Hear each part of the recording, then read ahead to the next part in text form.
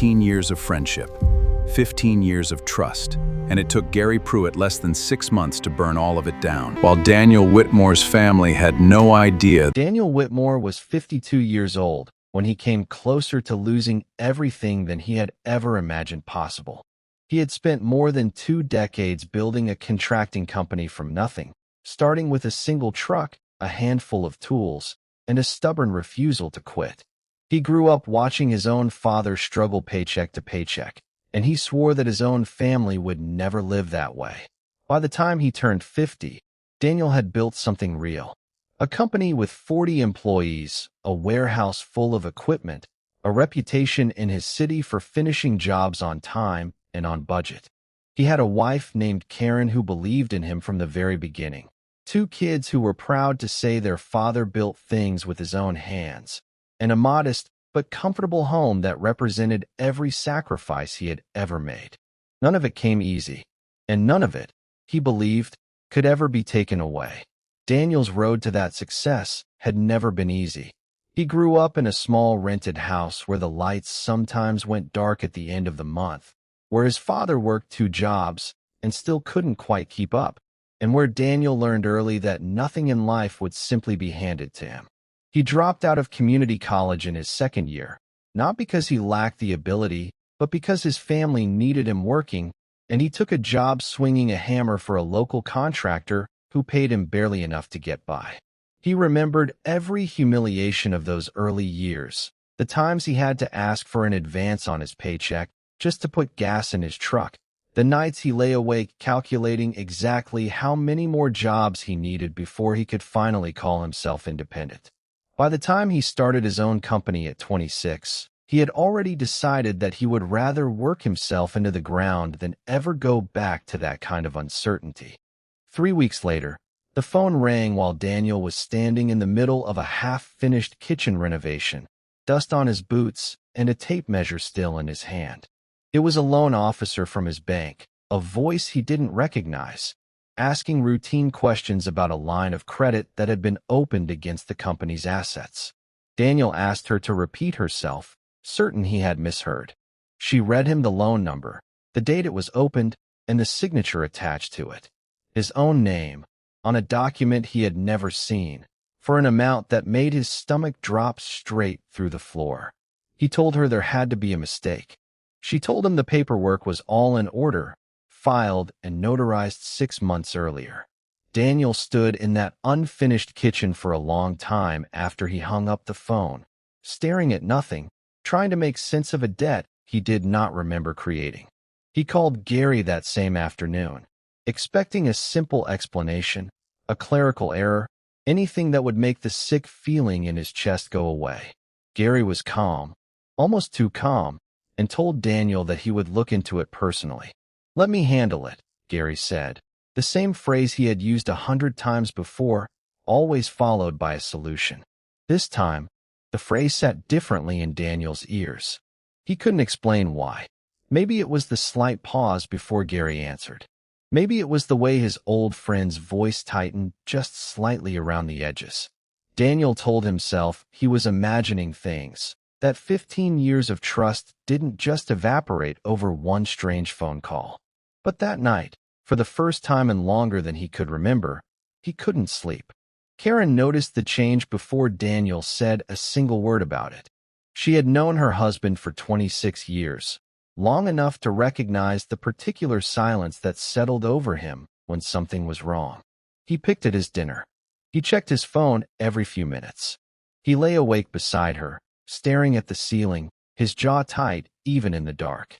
She asked him gently what was going on, and he told her it was nothing, just a business thing, nothing to worry about. It was the same phrase Gary had used on him. Karen didn't push.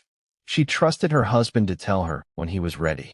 But she started paying closer attention to the mail that came to the house, to the tone of his voice on phone calls he took in the garage with the door closed, to the version of Daniel that was slowly disappearing behind a wall he had never built before.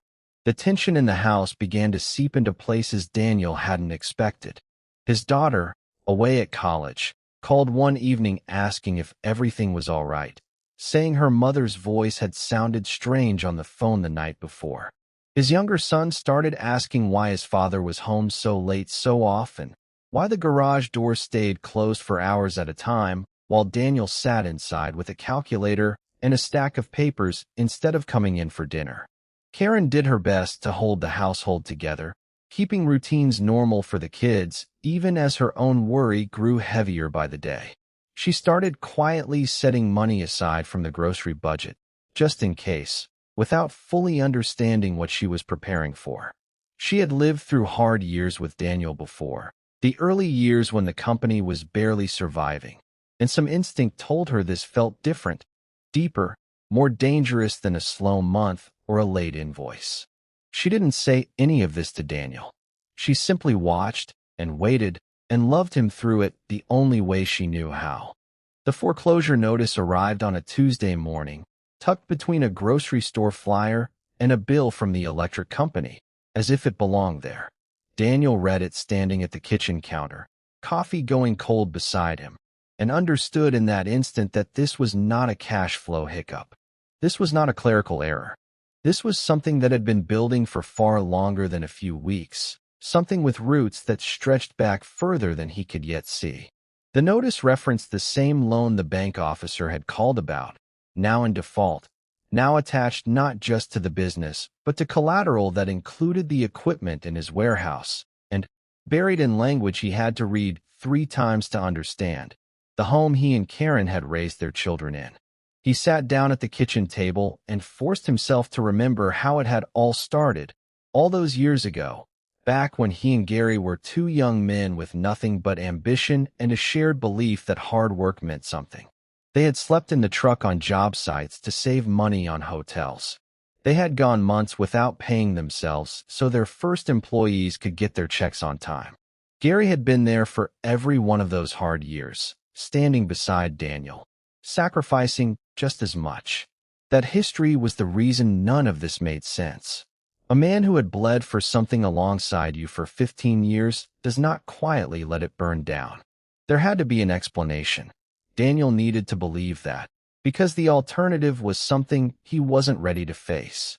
If you've ever built something with your own hands, something that took years of sacrifice and sleepless nights, you already know how it feels when the ground starts shifting beneath it without warning.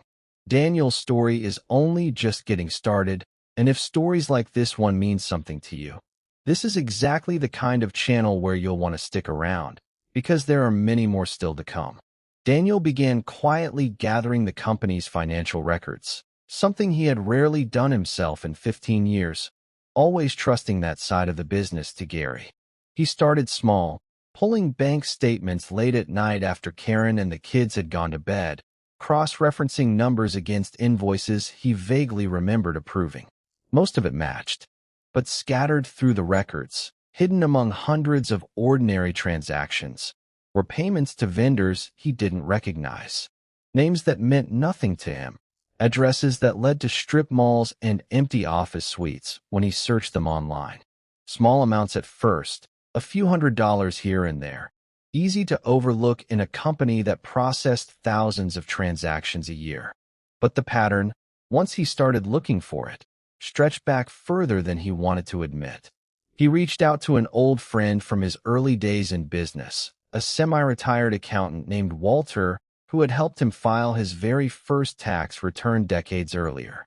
Daniel trusted Walter the way he trusted very few people outside his own family, and he asked him, quietly, off the books, to take a look at what he'd found. Walter didn't need long. Within a week, he called Daniel and told him, in the careful tone of a man delivering news he wished he didn't have to deliver, that what Daniel had stumbled onto looked less like sloppy bookkeeping and more like a deliberate pattern. Shell vendors. Invoices for services that were never performed. Money moving out of the company in small, steady amounts designed to stay beneath anyone's notice.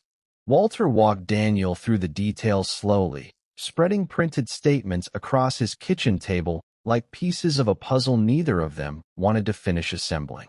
He pointed out how the payments to the unfamiliar vendors always landed just under the threshold that would normally trigger a second signature or a closer review, a threshold Gary himself had set up years earlier under the guise of streamlining operations. He showed Daniel how the invoices, when compared side by side, used oddly similar formatting and language despite supposedly coming from different companies, the kind of detail an untrained eye would never catch, but a careful accountant would flag within minutes. Walter didn't rush to conclusions out loud, choosing his words with the caution of a man who understood exactly how much was riding on being right. But he told Daniel plainly that in nearly 40 years of reviewing company books, he had seen this exact pattern before, and it never once turned out to be an innocent mistake. Daniel drove home that night with his hands tight on the steering wheel, replaying 15 years of trust in his mind, searching for the moment he had missed. He thought about every late night Gary had stayed behind to close out the books alone. Every time Gary had waved off his questions with practiced ease. Every dollar the company had struggled to find, blamed on the economy, on slow-paying clients, on bad luck. It had never been bad luck. He sat in his driveway for 20 minutes before he could bring himself to walk into the house and face his wife. Karen was waiting for him at the kitchen table when he finally came inside. And this time, he didn't tell her it was nothing. He told her everything.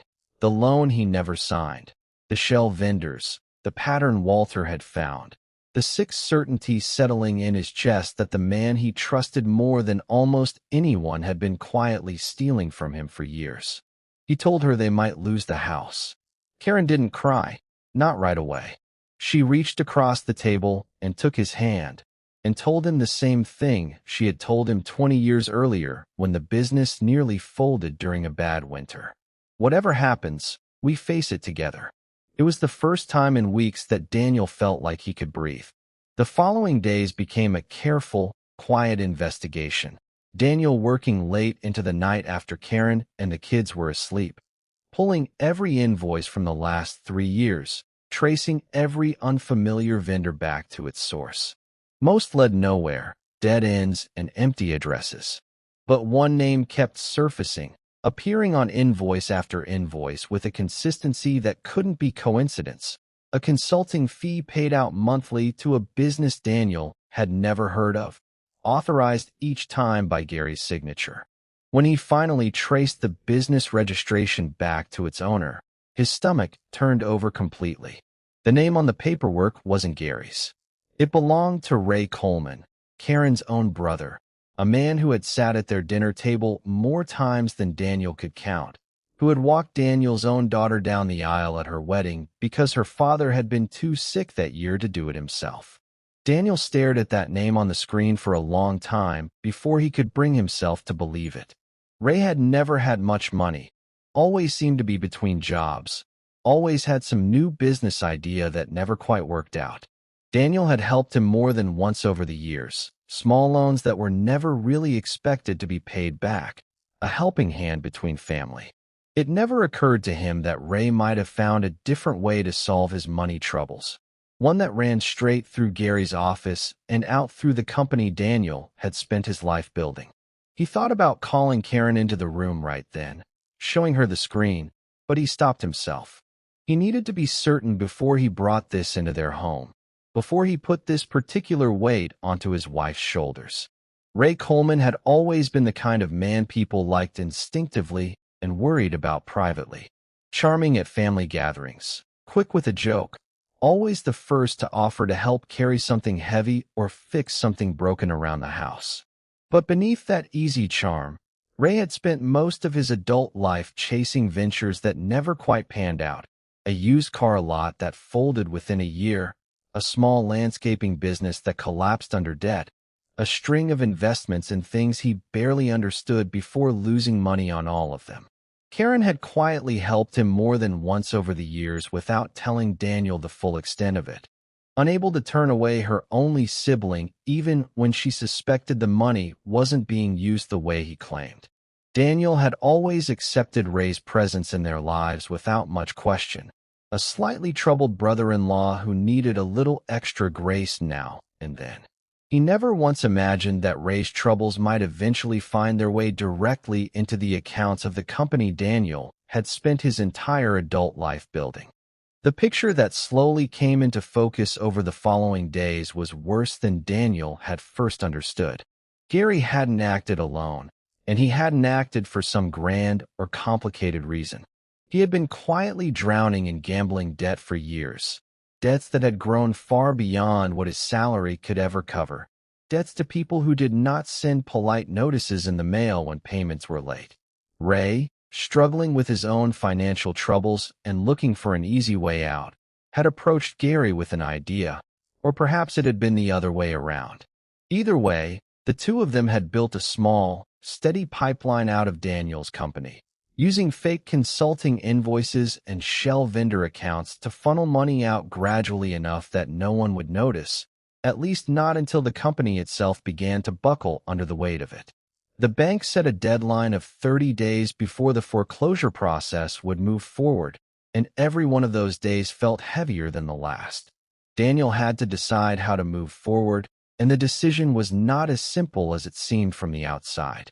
Going to the police immediately meant risking everything becoming public before he had solid proof, risking his company's reputation with clients and vendors who had trusted him for years, risking the very thing he was trying to save in the process of trying to save it.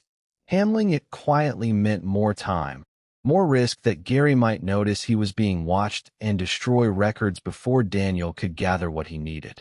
He chose, carefully, to keep gathering evidence in silence, bringing in a forensic accountant recommended by Walter, someone who knew how to build a case that would hold up if it ever needed to. It was his youngest son, only 11 years old, who delivered the moment that changed everything for Daniel. The boy had overheard fragments of conversations he wasn't supposed to hear, whispered arguments behind closed doors, his mother's face drawn tight with worry she thought she was hiding well. One evening, as Daniel tucked him into bed, the boy asked quietly whether they were going to lose the house. Daniel sat on the edge of that small bed for a long moment before he answered, choosing his words as carefully as he had ever chosen anything in his life. He told his son that he was going to fight for their home with everything he had, and that whatever happened, the family would face it together, the same words Karen had given him weeks earlier. But walking out of that room, Daniel understood with total clarity exactly what he was fighting for, and exactly what he was willing to do to protect it. Over the following 2 weeks, Daniel and the forensic accountant built a case with a level of precision that surprised even Walter. Every shell vendor was traced back to its source. Every fraudulent invoice was matched against the dates Gary had approved it. Bank records showed the money moving from the company's accounts into Ray's business account, and from there into accounts connected to gambling operations that Gary had apparently been indebted to for years. Daniel brought in a lawyer, a sharp, no-nonsense woman named Patricia Renner who had handled complex fraud cases before, and together they assembled a file that left almost no room for doubt. Patricia advised Daniel to remain calm and give no indication to Gary that anything had changed, to let him keep believing that Daniel was simply too overwhelmed by the company's troubles to look closely at where they were coming from. Patricia Renner had handled cases like this before, and she warned Daniel early on that the difference between a case that fell apart in court and one that led to real accountability almost always came down to patience and documentation. She had him request years of bank statements rather than months, cross-referencing every wire transfer against project timelines to prove that the fraudulent invoices didn't correspond to any real work performed. She brought in an investigator who quietly confirmed that the addresses listed for the shell vendors were nothing more than mailbox rental stores, empty storefronts, and in one case, a residential property that had been vacant for over a year. Every piece of evidence they gathered closed off another possible defense before Gary or Ray could think to raise it. Daniel spent long evenings in Patricia's office reviewing documents, forcing himself to look clearly at exactly how deep the betrayal ran, because he understood that walking into that final confrontation with anything less than absolute certainty, would give the two men he was up against room to twist the story in their favor. The confrontation happened on an ordinary Thursday afternoon, in the same office where Gary had reassured Daniel weeks earlier that everything was just a cash flow hiccup. Daniel closed the door behind him and set the folder of evidence on the desk between them without a word. He watched Gary's face as his old friend opened it, watched the color drain slowly from his skin as he understood exactly how much Daniel had found. Gary tried, at first, to talk his way around it, the same easy confidence he had always used to smooth over hard conversations.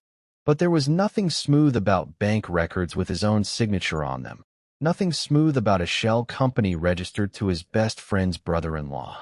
When the easy explanations ran out, Gary tried something colder, accusing Daniel of mismanaging the company himself, suggesting that Daniel had been careless with the finances all along and was now looking for someone else to blame. For a moment, sitting across from Gary in that familiar office, Daniel felt something unexpected pull at him, a flicker of the old friendship, a memory of the two of them sharing a bag of fast food in the cab of a truck after a 16-hour day, laughing about nothing because they were too exhausted to do anything else. He almost asked Gary why, almost asked how 15 years of loyalty had lost out so completely to a gambling debt and a series of bad decisions made in secret.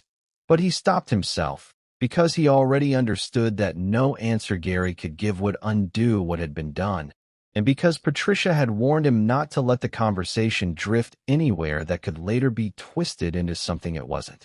He kept his voice level, his questions precise, and let the documents on the desk do the talking instead of his own anger.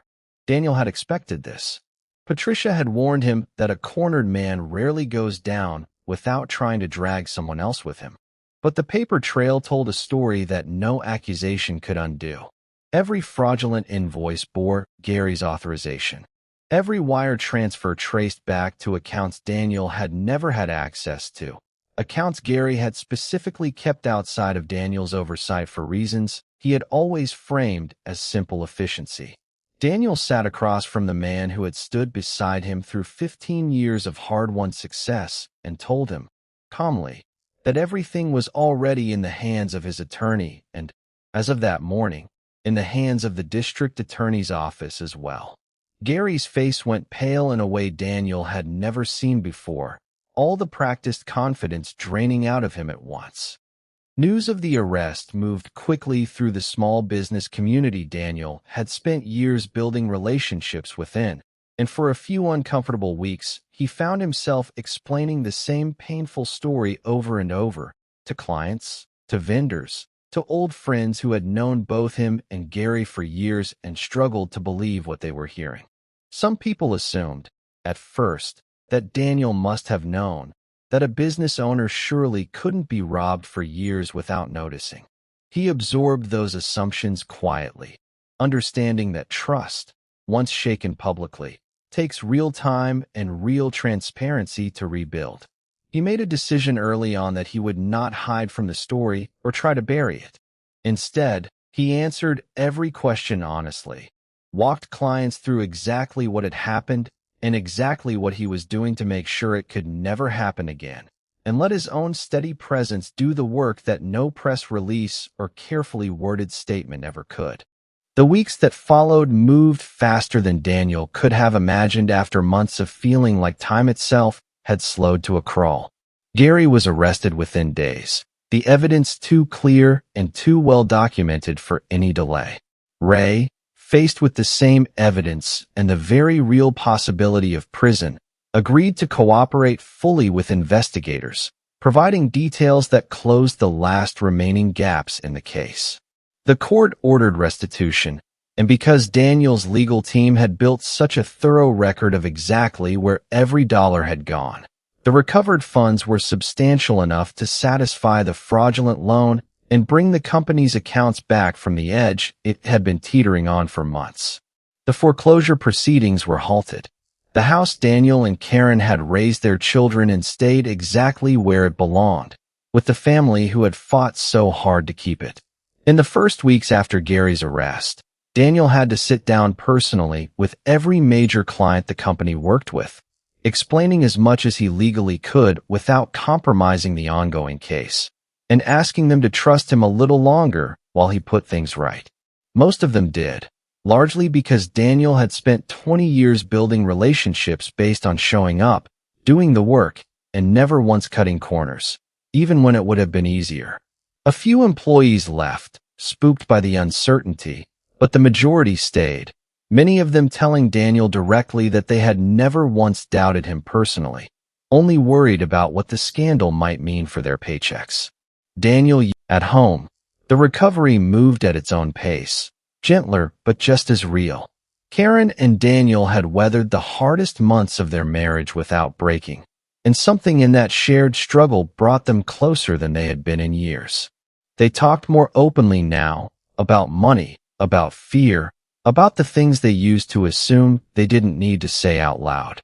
Their children watched their parents come through something enormous without losing each other, and that, more than any amount of money recovered or any legal victory, felt like the real thing Daniel had been fighting to protect all along.